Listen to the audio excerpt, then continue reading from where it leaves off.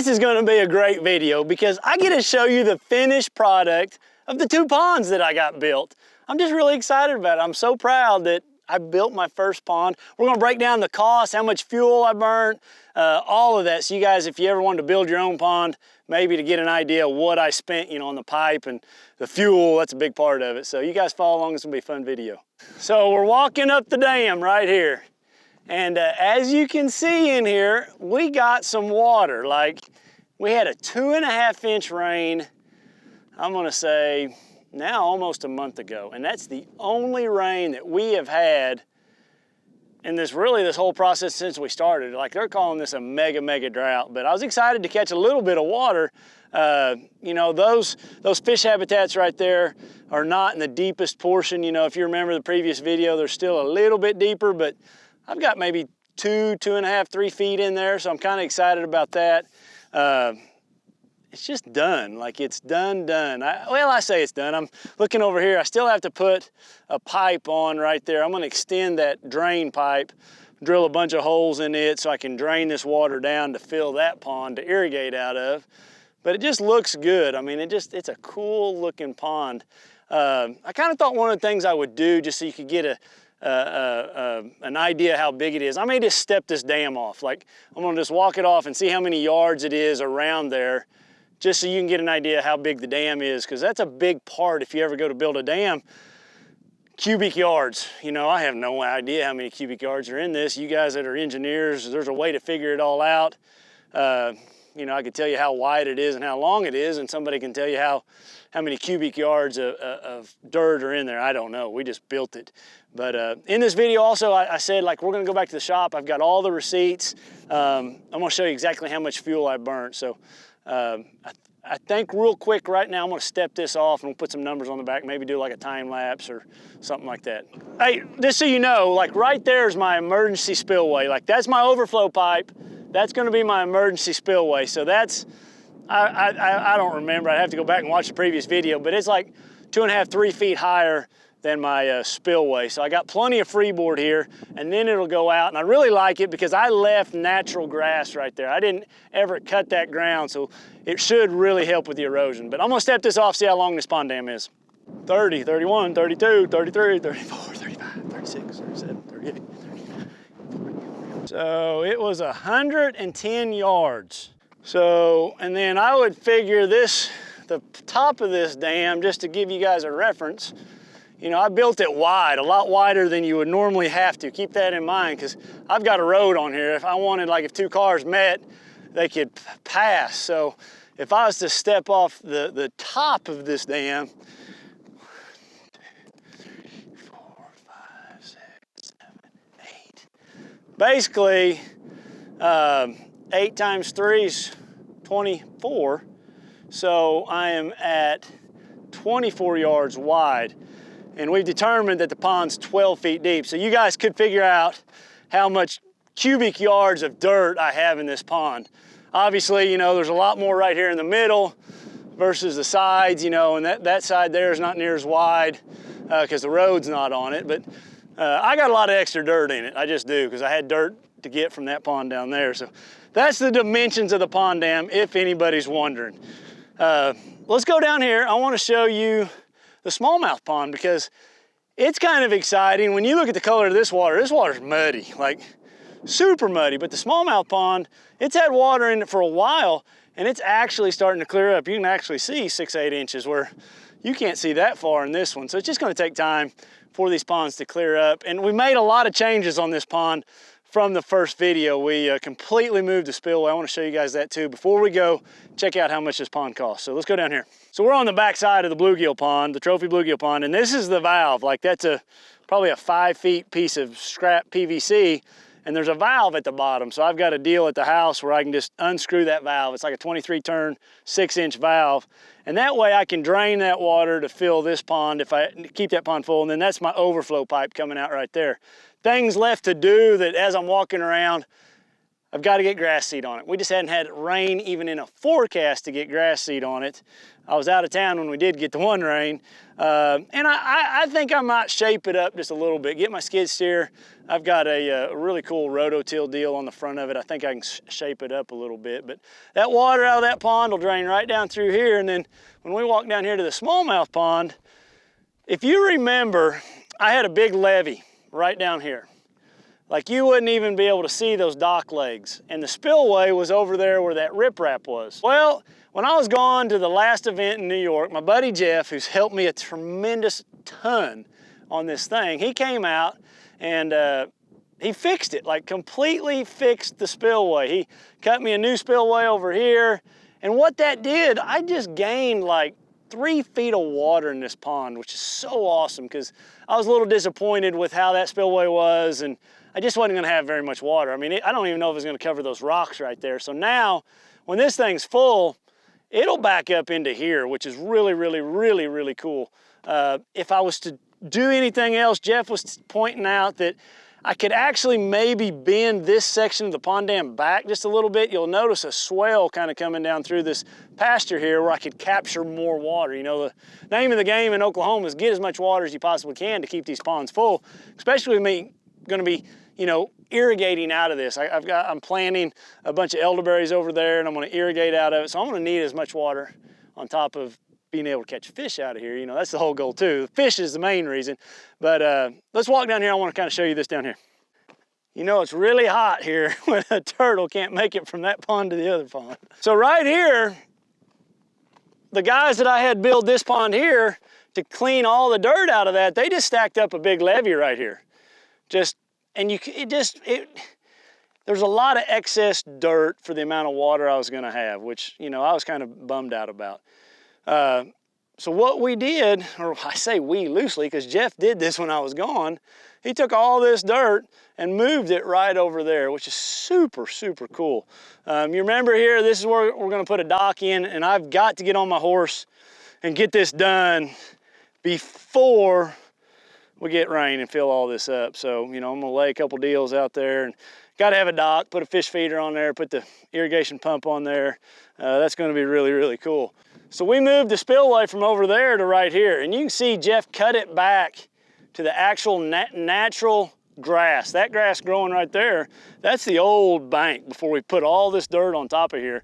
So now when this pond gets full, heck, I'd say it's got another 5 feet of water to get in it before it goes out and around. And I like how slow that is. It's gonna be real gradual, won't have any erosion problems. Super cool. I wanna take you over here and just show you, he added a lot of dirt. Like where the pond dam was rounded like this before, he had to make it out to a square, just how he did it. And it added actually a little space to it. But super cool. You can see this pond's really starting to clear up too. You can actually see rocks and stuff out in the water. My plan is, you can see I started to move some of this riprap right here. I'm gonna get the rest of it that he just threw out on the back side and just try to riprap this whole side. So like when I got a south wind, you know, it'd just be a cool spot to fish and keep erosion down. So let me show you that real quick and then we'll go to the house and I'll show you how much this cost.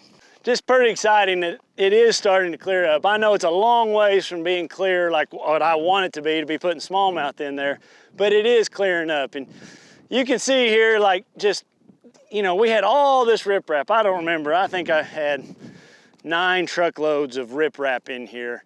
And we ended up, I moved some of it, Jeff threw a lot of it back here. I'm gonna take a bunch of that with the skid steer and just start laying it right here just to connect all that. Just be good habitat and I don't know, just look cool. So I'm pretty excited, guys. This thing has got a ton of fishing habitat in it. Can't wait to get some fish in it. So I gotta get grass seed on it, gotta move that rock, add an extension, and I'm pretty much done. And fish, we'll have to have a video of putting fish in this thing. I just haven't been home long enough to get all that done. But we will definitely have that coming. It's gonna be a little while from now because I gotta get back on the road here real shortly. But let's go back to the house. I have got a pile of receipts and I don't wanna bore you guys with adding all that up. I've already done it, but I wanna show you how much fuel I burnt building just that pond up there. I can show you exactly how much it cost me.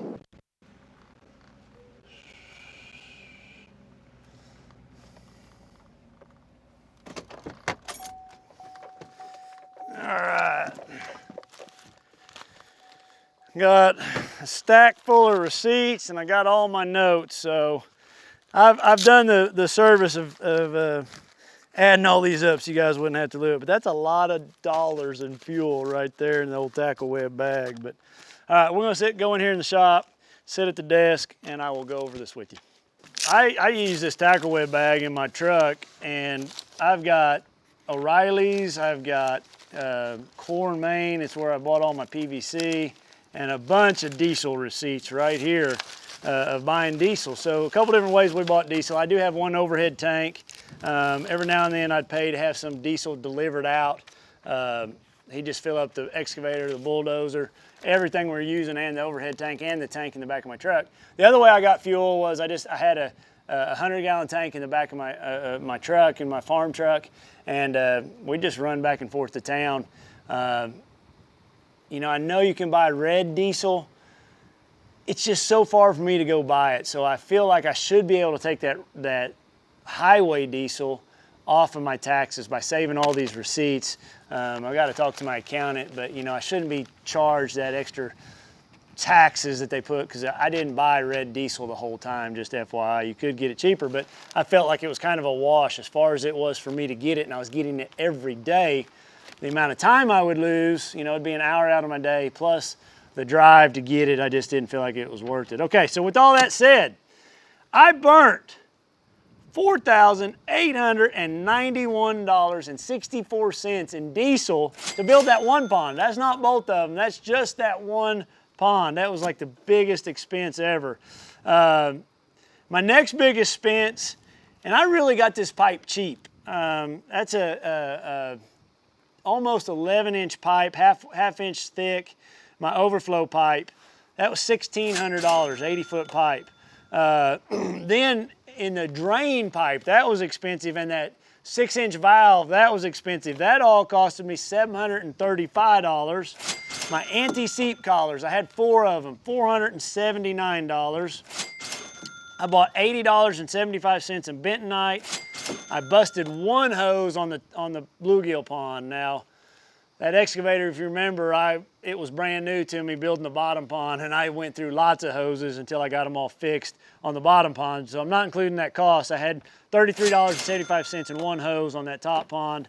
I did have the bulldozer broke down on me one time. I broke a hydraulic line underneath the seat. It was not something I could change by myself. I ended up having to hire some help to get it. And I could not find that receipt, but I think that was $550 to get that fixed. I have filters, hydraulic fluid, lots of grease. I grease them things every morning. That was like $339.98. So all those hard costs, all those receipts right there, that totals to $8,161 to build a really, really nice pond, in my opinion. The things that are not in there, you know, Jose was a man that helped part of the time. Jeff helped part of that time. Those costs aren't in there. Jeff came out just as a favor. You know, Jeff's equipment repair. If you're traveling through this part of the country, he's a good friend of mine. He's got a great business up there and keeps everything running. So those would be some extra costs. So now, like, if you were to do this yourself, I owned my own bulldozer, but if you were to like go rent a bulldozer, and I don't think you can rent that bulldozer for $4,000 a week, but just figure $4,000 a week, and an excavator $4,000 a week.